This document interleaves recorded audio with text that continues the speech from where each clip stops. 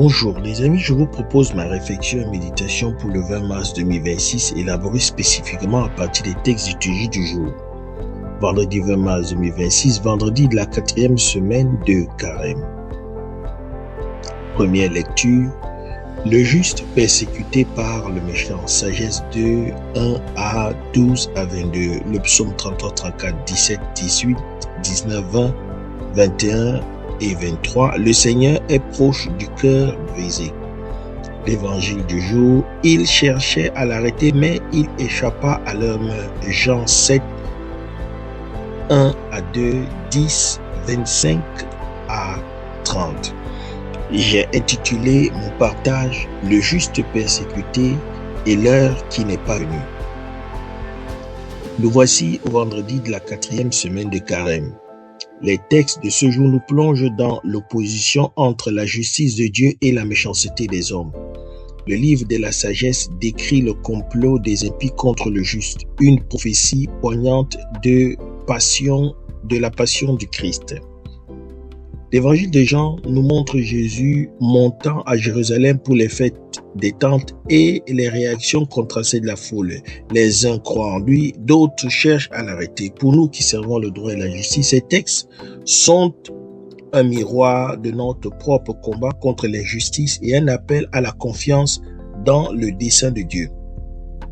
Le livre de la sagesse est d'une actualité brûlante. L'auteur met en scène le raisonnement des impies, attirant le juste dans un piège car il nous contrarie, il s'oppose à nos actions, il nous reproche de désobéir à la loi, il nous accuse de trahir notre éducation. Il se vante d'avoir Dieu pour Père. Voyons si ces paroles sont vraies, regardons comment il s'en sortira. Si le juste est fils de Dieu, Dieu l'assistera et l'arrachera aux mains de ses adversaires. Condamnons-le à une mort infâme. Ce texte, écrit des siècles avant Jésus, décrit avec une précision troublante le procès de Jésus-Christ. Le juste est persécuté parce qu'il dérange, parce qu'il dit la vérité, parce qu'il vit selon Dieu. Cette parole nous concerne directement. Dans nos métiers du droit, nous sommes appelés à être des justes, c'est-à-dire hommes et femmes qui recherchent la vérité, qui défendent le faible, qui s'opposent à l'injustice. Cette position attire souvent l'hostilité. Les impies, ceux qui tirent profit du système, n'aiment pas être dérangés. Ils complotent contre le juste, cherchent à le faire taire et à le discréditer, à l'éliminer. Le livre de la sagesse nous avertit, si nous suivons le Christ, nous devons nous attendre à l'opposition. Mais le psaume 33 nous rassure, le Seigneur est proche du cœur brisé et sauve l'esprit abattu. De nombreux malheurs atteignent le juste, mais de tous le Seigneur les libère. L'évangile de Jean nous montre Jésus au cœur de cette opposition. Il circule en Galilée, évitant la Judée où les Juifs cherchent à le tuer. Puis il monte à Jérusalem pour la fête des tentes, non pas ostensiblement, mais en secret. Dans le temple, il enseigne. La foule s'interroge. N'est-ce pas celui qu'on cherche à tuer? Le voilà qui parle ouvertement et on ne lui dit rien. Le chef aurait-il vraiment reconnu qu'il est le Messie? Mais d'autres cherchent à l'arrêter. Pourtant, personne ne mit la main sur lui parce que son heure n'était pas encore venue.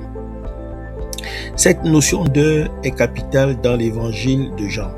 Jésus agit selon le calendrier du Père. Rien ne peut arriver avant que son heure soit arrivée. Il est protégé non par des gardes du corps, mais par la volonté même de Dieu.